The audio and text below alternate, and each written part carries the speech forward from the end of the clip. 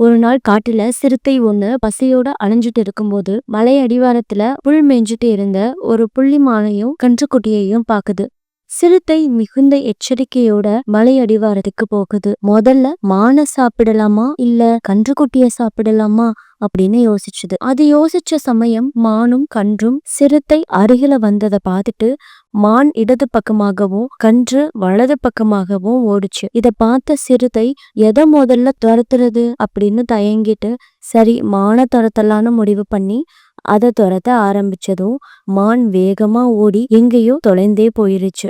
உடனே சிறுத்தை மான் வேகமா ஓடக்கூடியது, அதை பிடிக்க முடியாது அப்படின்னு சொல்லிட்டு கன்று துரத்தலாம்னு முடிவு பண்ணி துரத்த ஆரம்பிச்சது. ஆனா கன்றுக்குட்டி எப்பயோ ஓடி போயிருச்சு. கடைசியில சிறுத்தைக்கு ரெண்டுமே கிடைக்கல. இதனாலதான் நாம முக்கியமான நேரத்துல எடுக்க வேண்டிய முடிவுகளை காலம் தாழ்த்தாம சீக்கிரமா எடுக்கணும் அப்படிங்கிறது.